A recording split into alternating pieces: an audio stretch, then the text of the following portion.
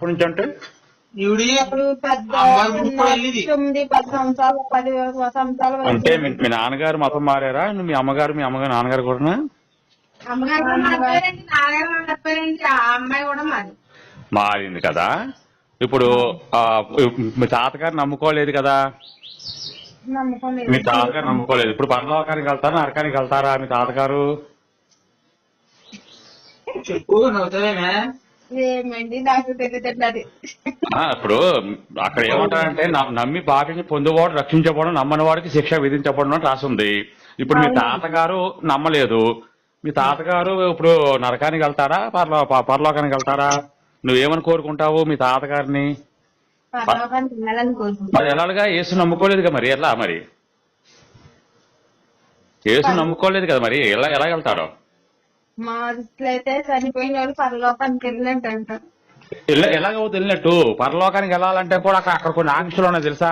ప్రతివాడు ప్రభువాడు ప్రతివాడు పరలోకానికి చేరడు, కానీ పరలోకం చేరాలని మా తండ్రి చిత్తమే అని చెప్పేసి రాస్తుంది కదా, దాన్ని ఏం చేద్దాం? తెలుసా నీకు తెలీదా? కదండి పాస్టర్ గారు మనకు అవన్నీ చెప్పరు కదండి. అవన్నీ చెప్పడం అదే మనం చెప్తున్నాం, మనం ఉన్నది అందుకు చెప్పడానికి మనం ఉన్నది. చెప్పు బుజ్జి. ప్రభువా అంటూ నా వెంట పడువాడు నన్ను పిలిచినంత మాత్రాన పరలోకానికి చేరడు. పరలోకం చేరాలంటే మా తండ్రి చిత్తం. ఆ తండ్రి ఎవరు? పరలోకంలో యెహోవా ఉన్నాడా? పేతుడి దగ్గర తాళాలు ఉంటాయి, మరి నువ్వు వెళ్ళావనుకో సపోజు, తాళాలు మరి పేతుడి దగ్గర ఉంటాయి, మరి యేసు పంపిస్తాడనుకో సపోజు, మరి తీయడుగా తాళాలు తీయడుగా, వాళ్ళ తండ్రి చిత్తం కదా, మరి దాన్ని ఏం చేద్దాం? ఏం చేద్దాం నాకు తెలియదండి దానికి. ఇట్లా ఇంత అయితే పెద్ద ఏం తెలియదండి నాకు. తెలీదు. అందుకే అది ఇంకోటి, ఆడవాళ్ళని ఎన్ని రకాలుగా వర్ణించాలో తెలుసా బైబిల్లో? ఆడవాళ్ళకి అది విలువ ఎక్కడుంది తెలుసా నీకు అసలు బైబిల్లో? ఆడవాళ్ళకంట కోరికలు ఎక్కువ అంట. అమ్మా నువ్వు చెప్తావా, నేను చెప్పలేను కానీ గాడిదంతా అది చెప్పు. నేను చెప్తాను డాడీ ఆ మాటలో.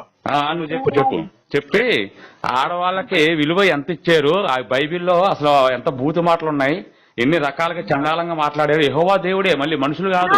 తెలుసండి గాడిద గురించి ఆటల గురించి అవి విన్నానండి. అవి విన్నావు కదా, మరి ఆ రకంగా ఆడవాళ్ళని కించపరిచేటువంటి ఆ దిక్కుమాల బైబిల్ మనకు అవసరం అంటావా? అది బైబిల్లో కాదు, శ్రీరాముడు దగ్గర విన్నానండి. శ్రీరాముడి దగ్గర ఏంటి? అది కాదు రామాయణం జంక కాదు, అది కాదు నీకు చెప్తాను. అంటే గుర్రేజు. కాబట్టి బైబిల్లో ఎక్కడా కూడా ఆడవాళ్ళకి విలువిచ్చింది లేదు. ఇప్పుడు వ్యభిచారక వంశంలో పుట్టినటువంటి యేసు పరిశుద్ధుడు ఎలాగవుతాడో ఒకసారి నువ్వు చెప్తావా నాకు? మరి తెలియదు. మరి తండ్రి అన్నాడు కదా, ఆ తండ్రి ఎవరో చెప్తావా పోనీ? మరి బైబిల్ తెలిసిన వాళ్ళు మార్చి చెప్తుంటే తండ్రి కుమార పరిశుద్ధాత్మ అంటే వాళ్ళు ఏమంటారంటే ముగ్గురు ఏకమై ఉన్నారు అంటారు. ఓకేనా? మరి ముగ్గురు ఏకమై ఉంటే ఇప్పుడు పాత నిబంధనలో మాట్లాడిన యెహోవా యేసు ఒకటేనా? మరి ఎంతో మంది పసిపిల్లల్ని చంపేశాడు యెహోవా, గర్భిణీతో ఉన్న స్త్రీలని కడుపులు పగలగొట్టేశాడు. వాక్యం చెప్పమంటావా వద్దా? వాక్యాలు ఉన్నాయి, చాలా ఉన్నాయి వాక్యాలు. మరి నేను ఒకప్పుడు పాస్టర్ గా ఉండి నాకు అసహాయం వేసి బైబిల్ అంటేనే అసహాయం వేసి బయటకు వచ్చేసాను నేను. ఇలాంటి వాక్యాలు వందల్లో ఉన్నాయి మరి మన దగ్గర. కాబట్టి ఈ బైబిల్ అనేది ఒక దేశానికే కాదు సమాజానికి కూడా నాశనం చేసేటువంటి దిక్కుమాల బైబిల్. వావి వరుసలు ఉండవు. కొడుకులేమో తల్లితో సెక్స్ చేస్తారు, అన్న తల్లితో సెక్స్ చేస్తాడు, తర్వాత తండ్రి నుంచి కూతురు సెక్స్ చేస్తారు. మరి ఇటువంటి బైబిల్ మనకు అవసరం అంటావమ్మా? ఏమా? మరి అలా దిక్కుమాల మతంలో ఉండకు నువ్వు. తొందరగా రేపు శుక్రవారం చక్కగా స్నానం చేసుకుని ఆ పక్కనే ఉన్న దుర్గాదేవి గుడికి కానీ వినాయకుడి గుడి ఆంజనేయ స్వామి గుడి ఉంటే వెళ్ళి నువ్వు నాకు మంచి శుభవార్త రేపు పొద్దున్న నాకు ఫోన్ చేసి ఏంటి అన్నా నేను మారిపోయాను, నేను హిందువుగా వచ్చేసాను, హిందువుని అయిపోయాను, అవి మన అత్తింటి పుట్టింటికి వచ్చానని చెప్పి గర్వంగా చెప్పాలి నాకు. నా పేరు బుజ్జి అండి. బుజ్జి పేరు మీద నేను ఏదైనా సాధించగలుగుతా చెప్పండి మీరే. దానికోసం నాకు ఆన్సర్ చెప్తే నేను ఎంత కష్టపడ్డా నా డబ్బు నా చేతిలో ధనం ఉంటాలేదండి. చాలా చాలా వరకు కష్టపడతాను. సరే సరే, నీకు ధనం కావాలన్నా డబ్బు కావాలన్నా అది అది నేను చెప్తానులే. కానీ నువ్వు ఫస్ట్ ఏం చేయాలంటే నువ్వు ఆ దరిద్రానికి దూరంగా ఉండు. ఆ దరిద్రంలోకి వెళ్ళిన మొత్తం నీకు డబ్బులు వస్తాయని నువ్వు వేయాలనుకుంటావు. నువ్వు పోయి అందులో పడ్డావు. ఆడేమన్నాడు, ఇంకొక వాక్యం కూడా చెప్తాను, అది కూడా రాసుకోండి. అది అందులో ఏమని రాశాడంటే, కలిగిన వాడికి ఇవ్వబడినట, కలగని ఎవరికైతే కలిగిందో వాడికి ఇస్తాడంట. ఏదైనా ఉందనుకో, నీ దగ్గర 10 పరకో ఉందనుకో, అది కూడా తీసేసి మీ పాస్టర్కి ఇస్తాడంట, నీకు ఇవ్వడంట. మరి అటువంటి దరిద్రంలోకి వెళ్ళిన తర్వాత నీ దగ్గర ఎందుకు ఉంటాయి డబ్బులు? కాబట్టి నువ్వు అలాంటి చోటకి నువ్వు వెళ్ళకో. మొత్తం సువార్త 12లో ఉంది, అది చదువు కావాలంటే. కలిగిన వాడికి ఇవ్వబడును, కలగని వాడికి బొత్తిగా తీసివేయబడును అని అది రాస్తుంది, క్లియర్ గా రాస్తుంది వాక్యం. అది కలిగిన వాడికి ఇవ్వడం నాకు అర్థం కావట్లేదు. దేవుడు అనేవాడు అందరి కోసం వస్తాడా, లేకపోతే తప్పిపోయిన ఇజ్రాయేల్ కోసం వస్తారా? సరే, నీకు మన భగవద్గీత నుంచి ఒక వాక్యం చెప్తారు, ఒక శ్లోకం చెప్తారు, వింటావా? ఏమ్మా బుజ్జి, సాక్షి అది మన శ్లోకం చెప్తాను భగవద్గీతలోను. ఇప్పుడు దానికి దీనికి ఏం అర్థమైంది నీకు ఒకసారి చెప్తావా నాకు? నువ్వు చెప్తావు కదా, వెరీ గుడ్, మంచి అమ్మాయివే. సరే, వీళ్ళు చెప్తాను.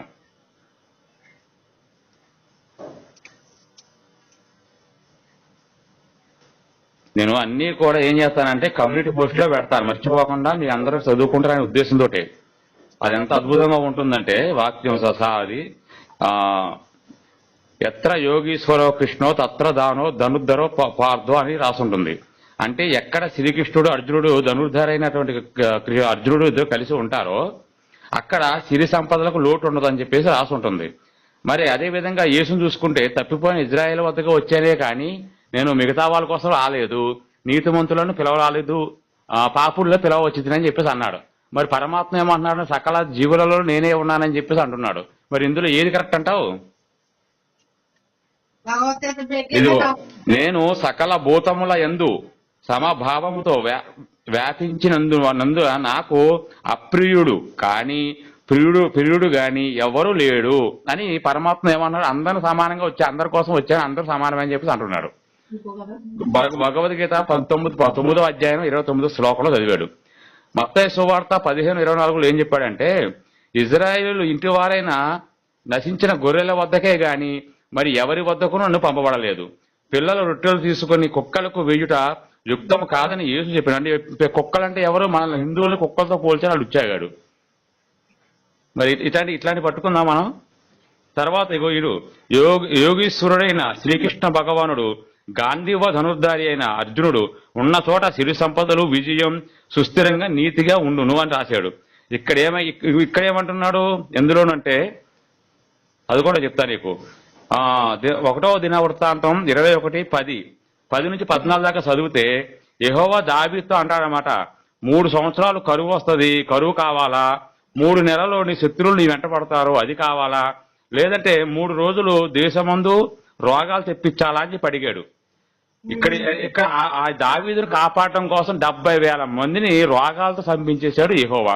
కావాలంటే వాక్యం కూడా చదువుకోండి.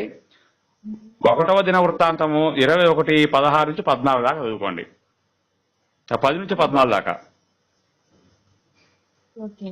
మరి ఈ విధంగా ఉంది. మరి ఇప్పుడు నీకు ఏది మంచిదంటావు? మంచి చెప్పే భగవద్గీత మంచిదా, చెడు బోధించేటువంటి బైబిల్ మంచిదా? ఇక్కడ చూడు, ఒకడు తన కుమార్తెను దాసీగా అమ్మిన ఏడల దాసులైన పురుషులు వెళ్ళిపోనట్లు అది వెళ్ళిపోకూడదు. అది అంట, మళ్ళీ ఇక్కడ ఆమె అంటలేదు, అది అంటున్నాడు ఇక్కడ. అది అంటారు ఎవరైనా సరే, అది అని అంటారు. ఆమె అనే మాట అండి. ఎందుకంటే ఈ నా కొడుకులు ఏమంటారంటే, అమ్మా వీళ్ళు చెప్తాను, ఆదాము నుంచి స్త్రీ వచ్చింది కానీ స్త్రీ నుంచి ఆదాము రాలేదు అని అంటారు. మరి ఇప్పుడున్న పాస్టర్ల నుంచి వచ్చారు నా కొడుకులు అంతా కూడా వాడు తల్లి గర్భంలో నుంచి వచ్చారా, తండ్రి కడుపులో నుంచి వచ్చారు నా కొడుకులు? ఒకసారి ఆలోచించిన ఆ మాట. కాబట్టి ఇట్లా ఉంటాయి దిక్కుమాల బైబిల్లో. కాబట్టి నువ్వు అలాంటి విషయాల్లోకి వెళ్లకుండా ఈ బైబిల్ అనే చెత్తను బయట పాడేసి రేపు పొద్దున చక్కగా దేవాలయానికి వెళ్ళి బొట్టు పెట్టుకుని నిండు ముత్తైదులా ఉండు. మొగుడు వాళ్ళంతా ఎలా ఉంటారంటే, మొగుడు చచ్చిన ముండల్లాగా తెల్లసీల కట్టుకుని, గాజులు ఉండవో, ముఖాన్ని బొట్టు ఉండదో, చూస్తే ఇప్పుడే శ్మశానం నుంచి లేచి శవంలా ఉంటారు వాళ్ళు. అవసరమా దరిద్రం మనకి? ఏం చేద్దాం మరి? సార్ నమస్తే అండి. సార్ మీతో మాట్లాడుకో. అది దేవుడు బైబిల్లో లేదండి. బైబిల్ బొట్టు తీసేయాలి, తలచీర కట్టుకోవాలని ఏమీ లేదు కదండి. ఇలా మన లోపలే మేరీ పెట్టుకుందా బొట్టు? మేరీ పెట్టుకుందా? మేరీ దండలు వేసుకుందా? మేరీ గాజులు వేసుకుందా? ఆ మేరీ ఫోటో ఎప్పుడైనా చూసావా నువ్వు? ఇప్పుడున్న విగ్రహాలు కాదు, అప్పట్లో ఉన్న ఫోటోలు చూసావా? మదర్ తెరీసా ఉంది. వాళ్ళు కొట్లు ఏమైనా ఉంటాయి? ఉండవు. ఉండవు. టీ-షర్ట్లు ఉంటాయి. రాళ్ళం. ఇప్పుడు ఇంకోటి ఏంటంటే మన గుళ్ళకి వెళ్ళేటువంటి ఎప్పుడైనా మన గుళ్ళకి వెళ్ళు స్త్రీమూర్తులు అందరూ కూడా నిన్ను ముత్తైదులాగా ఎంతో అందంగా పట్టుచీరలు కట్టుకుని గాజులు వేసుకుని బొట్లు పెట్టుకుని పువ్వులు పెట్టుకుని ఎంత అందంగా కనబడతారో, ఒకసారి నువ్వు వెళ్తున్నాగా చర్చికి అక్కడ చూడు, తెల్లచీరలు కట్టుకుని ఎంత రోతగా ఉంటారు, ముఖంలో కళ ఉండదు, జీవకళగా సావుకళ ఉండదు. అలాగే జీవకళ ఎక్కడ ఉండదు?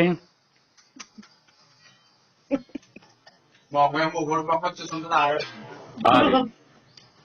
రక్తం అంతా ఇంకుపోయి ఏసు రక్తమే చేయమని అనుకుంటూ సరిపోద్ది. తర్వాత రెండోది ఏంటి? పాపులము మేము 24 గంటలు పాపులే. ఇది అమ్మ దరిద్ర భాష. ఎవరు పాప కాదు, పాపే అంటే ఎవరో లేరు ఇక్కడ, అందరూ పుణ్యాత్తులే ఉన్నారు. మనం ఇంకొక అక్క మాట్లాడుతుందంట. ఇవ్వండి మరి. నమస్తే అండి. అంటే నేను కొన్నాళ్ళు ఇలాగా మొత్తం మీరు చెప్పినట్టే అండి వారాలంటే ఆ చర్చ్ ద్వారా వారాలు చేసి అన్ని చేసండి.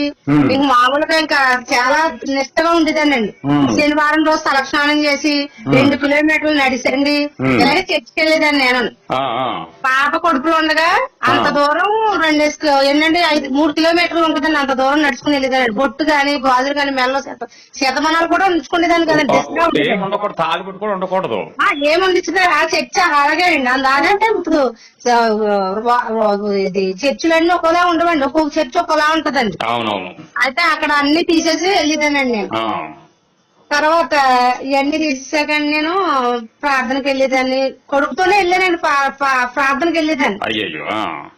ఆ 3 కిలోమీటర్లు నడుచుకునండి. మళ్ళీ నడుచుకుని వచ్చి ఇంటికి వచ్చి లోపల ప్రార్థన చేసి 3 అయినా 1 గంట అయినా 2 అయినా అప్పుడు భోజనం చేస్తానండి. అంత ఇష్టంగా ఉండేదాన్ని. కొడుకులో బేబీ అంటే ఫిట్స్ వచ్చినాయండి నాకు. అయ్యో, యేసు నమ్ముకున్నాక మరి రాకూడదు కదా మరి అలాగా? ఫిట్స్ వచ్చినాయి సార్. ఫిట్స్ మాట అలాంటండి. మళ్ళీ తర్వాత ఏమో నాకు అరవలో అలా వచ్చిందని మళ్ళీ చర్చికి వెళ్ళేదానండి. డెలివరీ అయిపోయినా అంటే మనకు పాతుకుపోతాయి కదండి. దేవుడే ఇచ్చాడు, దేవుడు ప్రార్థన చేశారు సంఘటనలు అందరూ ఇంకా అలాంటి సరే కదా. మళ్ళీ ప్రార్థన మొదలు పెట్టానండి. మళ్ళీ ప్రార్థనకి వెళ్తే నేను అమ్మ నాన్న చూపించే చుట్టాలకు పెళ్లి చేసుకున్నానండి. నేను మేనర్కం చేసుకున్నానండి. చేసుకుంటే భర్త 2 పిల్లలు పుట్టాక నాకు 20 సంవత్సరాల్లో 2 బిడ్డలు తల్లిని అయ్యానండి. నడిదిలో ఒక చేతిలో లేకుండా నడిదిలో వదిలేసి వెళ్ళిపోయాడు నన్ను. అసలు ఇంకెవరు ఆధారం లేదండి నాకు. మా అమ్మగారు కూడా చనిపోయాడండి. పిల్లలు 2 పిల్లలండి. అమ్మమ్మ నా తాతయ్య చూసారండి మమ్మల్ని. ఎప్పుడైతే నాకు ఇలా జరిగిందండి, దేవుడి మీద ఎంత గిరత పెట్టుకున్నట్టే ఇంకా మామూలుగా ఎత్తు పెట్టుకోలేదండి నేను. అంతే, తప్పలేదు. ఇప్పుడైతే నేను ఖచ్చితంగా వారాలు చేస్తానండి నేను. తర్వాత కనీసం 50 రూపాయలు చూద్దామంటే నా చేతిలో కనిపించి కదండి. అసలు 50 రూపాయలు కనపడి కదండి. ఏడు బాబు పరిస్థితి అయినా కానీ వదిలేసి వెళ్ళిపోయినా కానీ ఇప్పటికెళ్ళానండి. మరి వెళ్తుంటే చేతిలో రూపాయి ఉండేది కాదు. అప్పుడు ఏమో పిల్లలను చూసుకోవాలి, ఎలా చూసుకోవాలి, ఇంకా ఆ పని ఈ పని ఏ పని పనికి పోయేదానండి. నాకు ఆ కష్టపడుతుంది తెలియదండి. అప్పటికి తెలియకపోయినా తప్పదు కదండి. బిడ్డలు ఉన్నారా మనకు సంవత్సరం పాటు అమ్మమ్మ తాతయ్య చూసారండి నన్ను. చూసినా కానీ అయినా కానీ నా తర్వాత బాగుంటుందో ఏమో దేవుడే మాట్లాడే మళ్ళీ చర్చికి వెళ్ళిపోయేదానండి. మంట వెళ్ళిపోయి చర్చి మోకాలు ప్రార్థన చేసేసి పొలమంట ఏడ్చేస్తానండి సన్నిధిలో. ఏంటి పరిస్థితి రోజు రోజుకి దగ్గరిపోతుంది. ఎలా ఉంటుంది ఏంటంటే ఒక ఆంటీ పూజలు చేస్తుందండి. అమ్మాళ్ళ ఇంటికి వచ్చేసానండి. ఇంకా అక్కడ చేస్తాను ఇంటికంటే అమ్మ ఇంటికి వచ్చేసాను. ఒక ఆంటీ పూజలు చేస్తుందండి. పూజలు చేస్తే సరే కదా పూజలు చేస్తుంది ఆంటీ అన్నదా ఆంటీ ఎలాగ పరిస్థితి బాగట్లేదు నాకంటే నేను తీసుకెళ్తాను ఇక్కడికి రామ్మంటే నన్ను రామచంద్రపురం సిద్ధాంత గట్రా తీసుకెళ్ళిందండి. అప్పుడు నుంచి ఇప్పటికి ఆయన చెప్పినట్టు చేశానండి. నాకు అమ్మవారు గజాసోలంతో వచ్చేసిందండి. నిద్ర పట్టింది కాదండి నాకు. ఆయన వెళ్ళాక చెప్పేసాడండి. గజాసోలంతో వచ్చేసండి తాండవం ఆడిస్తుందండి. ఇదేంటి నేనేమో గుడికెళ్తాను ఇలా వస్తుంది నాకు అని యాంటీ దగ్గరికి వెళ్ళానండి. ఆ రోజు నేను ఎలా వస్తుందంటే మరి నాకేంటో తెలియట్లేదు. అప్పటికే కడియాలో దేవి నవరాత్రులు జరుగుతున్నాయండి. నేను బొమ్మూరులో మెస్ లో పనిచేస్తానండి. మెస్ లోంచి నేను కడియాల బస్ స్టాండ్ నుంచి ఇక్కడ బొమ్మూరులో అమ్మవారి గుడి ఉంది కదండి టర్నింగ్ లోని, అక్కడ వరకు బుర్ర తిమ్ముతం ఉండేది కదండి. నాకు అసలు బుర్ర పని చేసింది కదండి. చివతాన్నం వాడేసిందండి, పళ్ళు మూతలాడిపోయి ఆటోలోనే పళ్ళు మూతలాడిపోయి చివతాన్నం వాడేసిందండి. మళ్ళీ వంట కట్ట పాన చేస్తే మళ్ళీ ఆ గుడి దగ్గరకు వస్తే మళ్ళీ వచ్చేసిందండి అమ్మవారి గజతో నడుపుతుంది. ఇలా వచ్చేస్తుంది ఎట్లాంటి బాబు ఇలా ఉంటుందంటే ఆవిడ ఏం చెప్పిందంటే శుక్రవారం కూడా తలస్నానం చేసి మా ఇంటికి ఒకసారి రాందండి. తలారా స్నానం చేసి వాళ్ళ ఇంట్లో ఇలా అడిగెట్టారంటండి అమ్మవారు వచ్చేసిందంటండి మీకు. నా మీదకి అమ్మవారు వచ్చేసిందంటండి. అయితే వచ్చాక అంటే నేను ఎప్పుడు చెయ్యొద్దు, దండం పెట్టలేదు. అంటే అమ్మగారు పూజ చేసేవారండి, అత్తయ్య బుర్రలు కూడా పూజ చేసేవాళ్ళండి మాకు. అమ్మమ్మలు తాతయ్యాళ్ళు అందరూ పూజ చేసేవాళ్ళండి. మరి అందుకని అమ్మవారు నాకు అలా దర్శనమిచ్చిందంటే నాకైతే తెలియదండి. నేనైతే చెయ్యదు కానీ ఇప్పుడు పెట్టలేదండి. నేను గుడికి వెళ్తాను ఇలా ఉంటుంది ఏంటంటే అమ్మ అది కాదు, అది ఈ పూర్వీకుల కాడి నుంచి వచ్చింది, ఇది నువ్వు మధ్యలో మతం మారితే ఎక్కడ కుదురుతుంది, కాకూడదు. ఇలా ఉన్నవాటి నిన్ను అహంకారం చూపిస్తుంది అమ్మవారు. ఒకసారి అసలు నీకు ఎందుకన్నా మరి చెయ్యొద్దు అన్నం పెట్టి నీకు వెలిగిద్ది అన్నారండి. అప్పటి నుంచి ఇప్పటికి పరిస్థితి బాగోపోయినా సరి చేసేది ఆవిడండి నాకు. ఇప్పటికి మానండి నేను బాగుందండి. ఇప్పుడు నాకు అలాగే వెళ్ళకే బాగుంది. నేను ఎలా వెళ్ళాను నా కాలం అన్నాళ్ళు కూడా నాకు బాగాలేదండి చెప్పపడం. చాలా దారుణంగా ఉండేదండి పరిస్థితి అప్పుడు. బైబిల్లో అయితే ఇంకా చండాలమైన దారుణాలు ఉన్నాయి. ఎవరైనా సరే వాళ్ళని గుడికి రండి అని చెప్పి ప్రేరేపిస్తే వాళ్ళ కొట్టు చంపేయమని చెప్పేసి అంటాడు. ఆ బైబిల్లో ఉన్నది కదండి. బైబిల్లో ఉండదు. తండ్రినైనా తల్లినైనా అందరిని ద్వేషించమంటారు. ఇటువంటి బైబిల్ పట్టుకొని మీరు నమ్ముకుంటారంటే ఏం ఉపయోగం దీనివల్ల? ఏంటి ఉపయోగం సమాజానికి? కాబట్టి వద్దు, ఇటువంటి వాటి గురించి మనం ఎక్కువ ఆలోచించుకోవాలి. చాలా మంది మారిపోతున్నారండి, చాలా మంది మారిపోతున్నారండి, హిందువులే మారిపోతున్నారండి. అవునవును, హిందువులే మారిపోతున్నారు చాలా మంది. ఒక ఆవిడైతే హిందువులు వెళ్ళి ఇలా నుంచుంటుంటే నీళ్లు కొట్టేస్తుందంటే చర్చ చేస్తుందంట. అదే మరి.